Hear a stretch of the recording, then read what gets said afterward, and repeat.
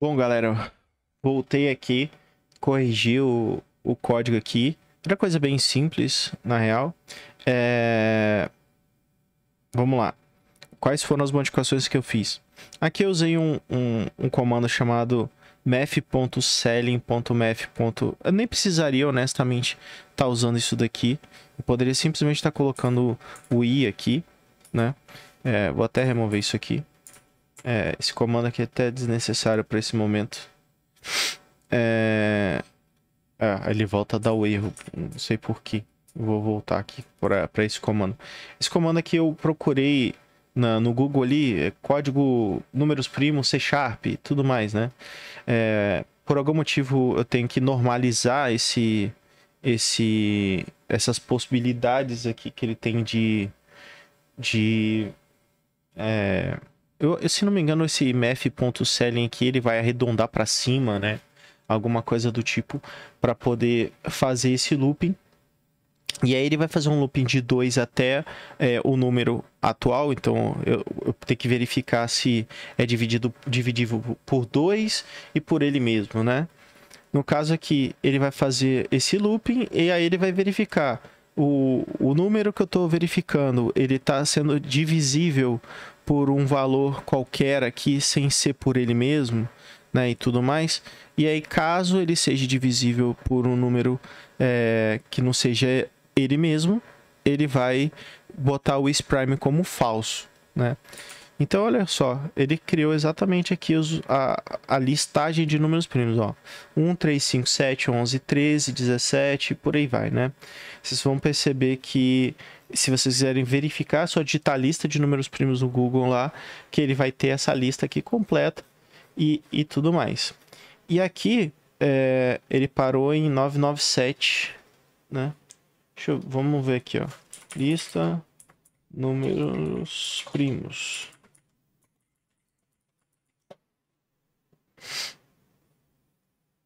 Ó, aqui no Google tá dizendo aqui, ó. 2, 3, 5, 7, 11, 13, 17, né?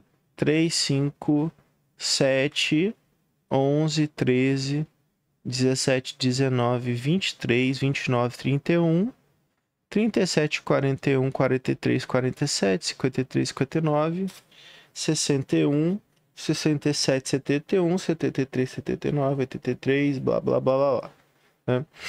E aí ele vai continuando aqui, ó. E aí a gente pode ir verificando, ó. 433, por exemplo. Não tá aqui, mas o 401, ó. 401. Por aí vai, né? Os 10 mil primeiros números primos, ó. A gente consegue ver a tabela aqui gigantesca, né? Então, assim, aparentemente o código tá funcionando perfeitamente. Esse é o tipo de código, honestamente, que você vai sempre vir aqui no Google e digitar assim, ó, isPrime C Sharp, né? No caso aqui, ó, eu fui nesse primeiro link. Aqui embaixo ele já tem algumas formas de você escrever, né? Tem formas mais complexas aqui.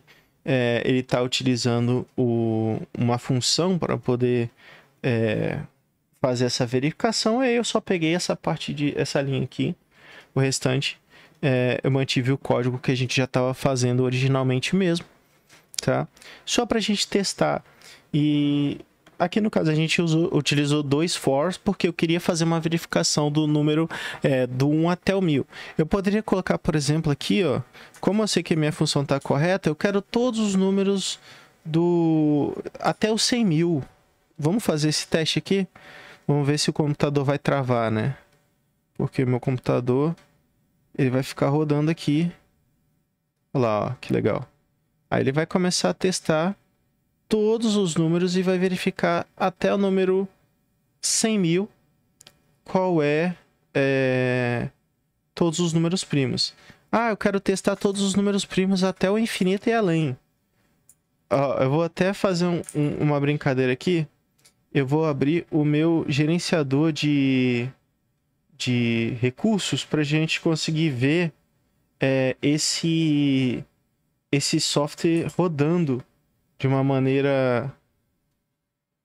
Vocês vão perceber aqui que o uso de CPU, alguma dessas CPUs vai começar a aumentar bastante, ó.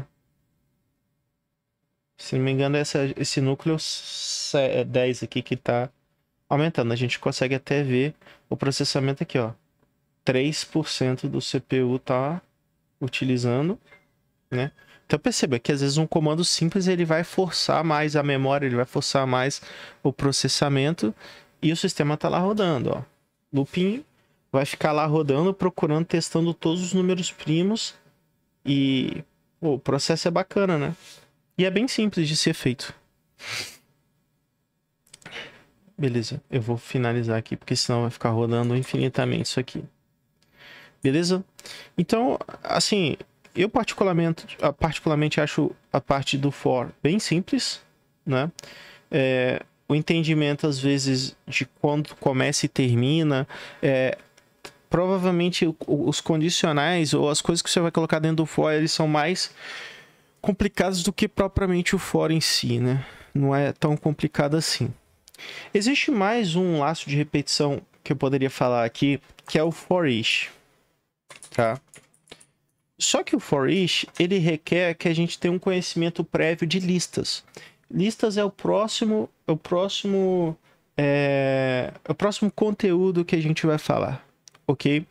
Então o que eu vou fazer aqui, só pra gente começar a falar um pouquinho, tá?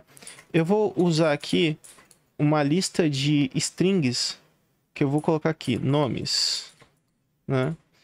E aqui eu vou colocar aqui o meu nome, por exemplo. Caso aqui é assim. E aqui eu vou usar o for each, né? Então perceba aqui o seguinte, console writeline nome. Essa aqui é a sintaxe do for each, né? Ele tem essa palavra each depois do for, né? Ele é um for no final do processo. E aqui a gente coloca o resultado, ó. Eu vou explicar brevemente o que eu fiz aqui, ó. Isso aqui é uma lista de nomes, né? Então, quando eu quero usar uma lista, eu coloco essas duas chaves depois do tipo de lista, né? Porque a lista precisa ter um tipo. Então, é uma lista do tipo string. Aqui eu coloquei nomes. Aqui eu instanciei inicialmente o valor do meu nome, né? Sou separado aqui e tudo mais. Isso aqui é uma forma de você criar a lista.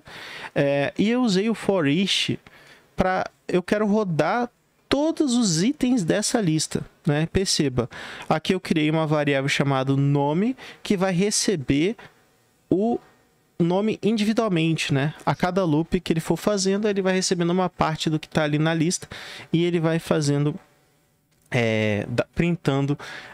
O for each, ele tem a opção in, né?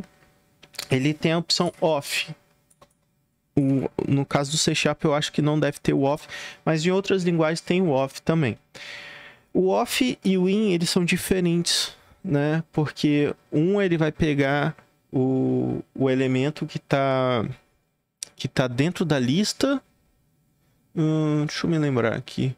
E o off, enfim, no TypeScript ele tem uma diferença.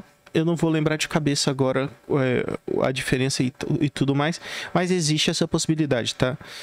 No caso do C# a gente sempre vai usar o in mesmo, que aí ele vai retornar o que tá ali, né? Só que a gente não consegue aqui pegar, por exemplo, o índice, né? Depois eu vou mostrar para vocês como é que a gente consegue pegar o índice aqui, por exemplo... a posição dentro do array, né, dentro da lista e tudo mais.